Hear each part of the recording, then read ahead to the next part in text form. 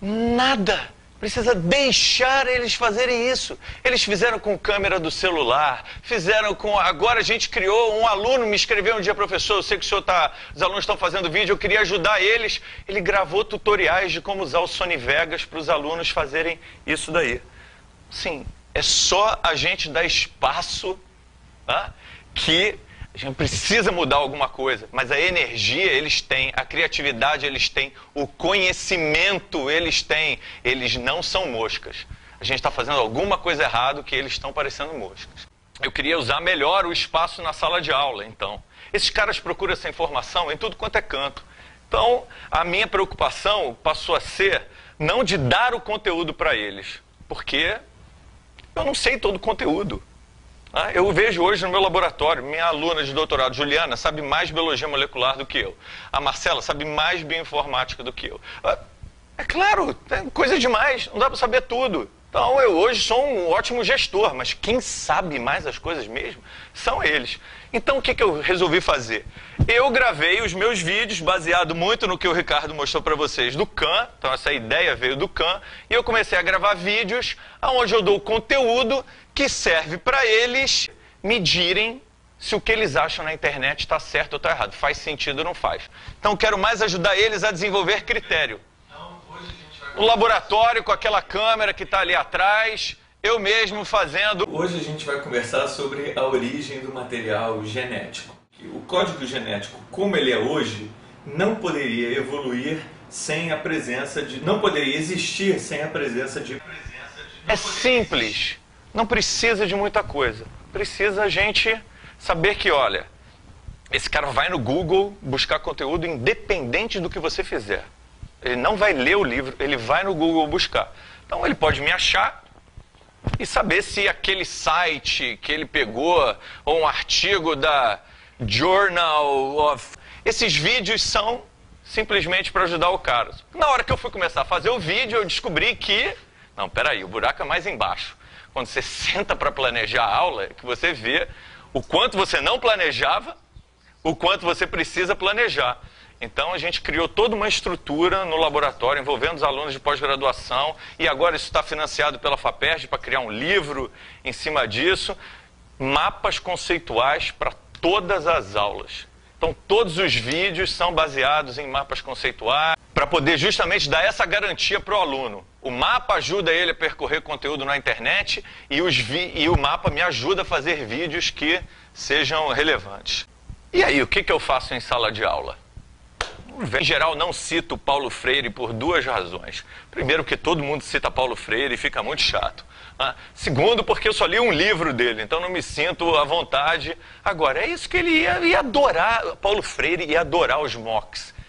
Ele ia achar aquilo o máximo, né? Então, quando eu vejo os pedagogos defendendo o fim dos mocks e tal, e usando Paulo Freire, eu discordo um pouco. Mas eu aproveitei a sala de aula para a gente discutir com os alunos. Primeira coisa, presença obrigatória.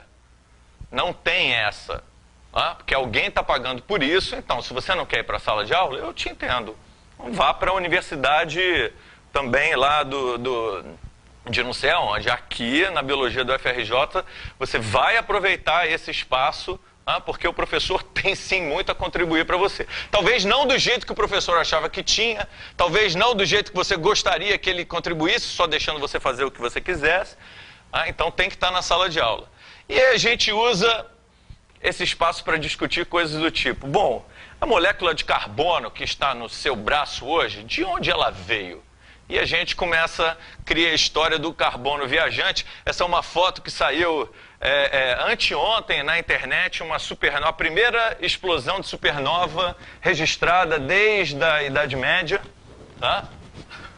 E a gente olha, e o cara falava: nós todos somos poeira cósmica. E somos.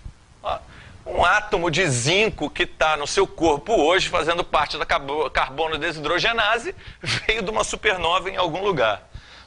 E é isso que a gente discute na sala de aula. E hoje em dia os alunos já são capazes de contar eles próprios as histórias deles no blog também.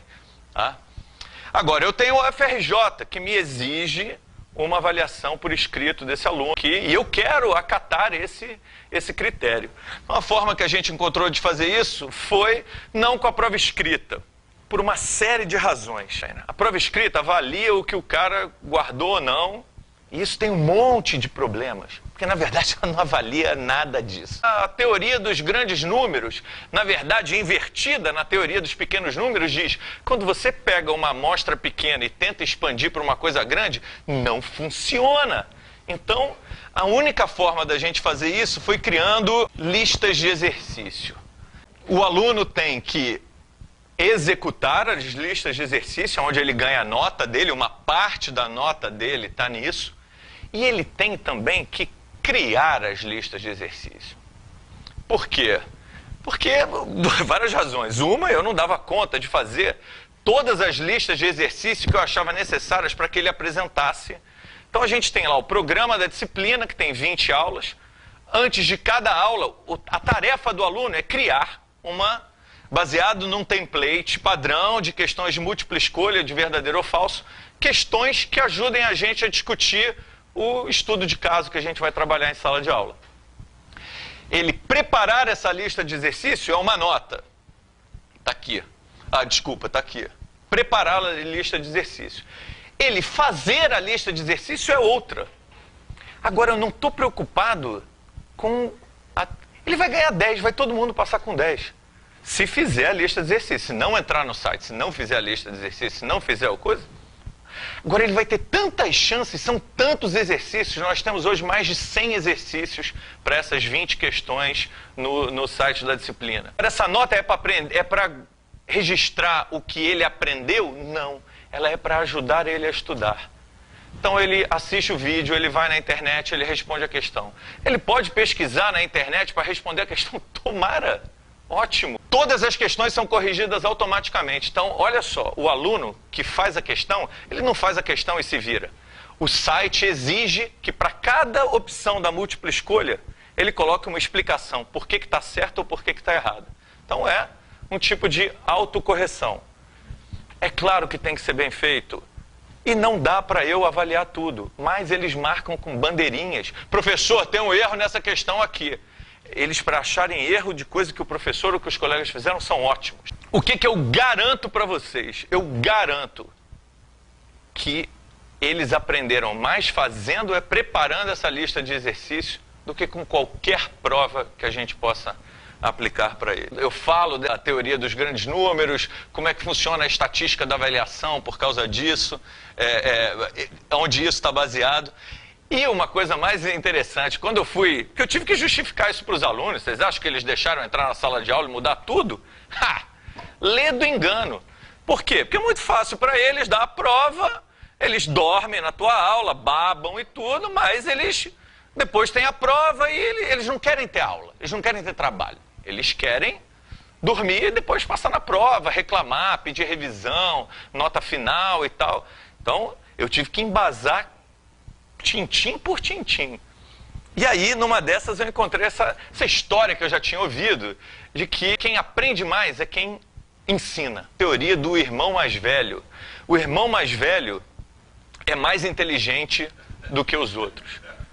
E tem muito trabalho nisso e vocês podem encontrar tudo no blog. Porque ele convive mais com adultos, por mais tempo com adultos, e porque ele tem que explicar para os irmãos mais novos. E nesse processo ele aprende mais o que quer que seja que ele tenha que explicar. E qual o objetivo de tudo isso, gente? Formar curadores. Que a gente prepara o cara para o desafio que você não sabe qual é. Tá? Esse tipo de preparação dá senso crítico para ele. Nada disso funciona só com o professor sozinho. Tem que ter uma plataforma te ajudando a gerenciar esse processo todo. E tem, na UFRJ, grátis, com suporte do NCE, o Moodle. Qualquer um de vocês pode escrever caiado@nce.ufrj.br, vai ajudar vocês a montar essa plataforma, fazer. O Moodle é gratuito, tem milhões de universidades no mundo usando essa plataforma de educação à distância. Tá? Essa é uma entrevista de Cristóvão Buarque, né, que ele deu em 2007, na Isto É, dizendo: o professor do meu tempo vai desaparecer. O professor não vai desaparecer, mas ele vai dividir a sala de aula com 2 outras pessoas. Um programador para colocar o que ele quer no computador e um cara de telecomunicações para botar aquilo para o mundo. Hoje em dia, com algum conhecimento mínimo, você usa ferramentas grátis online para fazer tudo isso. Você não precisa saber nada de programação, nem nada de telecomunicação para pegar o seu conteúdo e fazer o que a gente fez para o mundo inteiro. Agora, meus alunos de biofísica viraram professores de biofísica. Por isso que eu chamo o método de muitos para muitos. Isso tudo está consolidado, ou vai estar consolidado. Tem um projeto da FAPERJ, que foi aprovado de material didático, para juntar tudo isso, os vídeos que eu fiz, as tarefas, os quizzes, os desafios, tudo num livro didático digital. Essa é a única coisa que custa alguma coisa. Mesmo assim, se você quiser fazer bonitinho, o software da Adobe custa $600 para montar um livro digital, mas assim, espetacular, que as coisas se movem e tudo. Se você quiser fazer grátis, o Word faz. Sem animação, com um projetinho da FAPERJ, eu estou pagando os alunos para fazer os mapas digitais, para fazer a edição dos vídeos, e um outro cara que vai compilar isso tudo dentro de um livro didático de biofísica digital. Tem também tudo que vocês quiserem saber sobre esse projeto, tá no blog. E a última coisa sobre o método é quando e onde ele funciona. Acabou isso. Em qualquer lugar, a qualquer hora. O livro didático digital e a plataforma podem ser acessados do celular, do tablet, na universidade, em casa, no trabalho. Isso pega acaba com as nossas fronteiras. Não acaba com o meu curso está ali, toda quarta-feira, 3 às 5, e toda sexta-feira, de 3 às 5, vocês podem encontrar o Mauro no Bloco A, sem sofrer mais. E é esse que é o objetivo. O sociólogo italiano disse que o Brasil tem hoje as melhores universidades do mundo.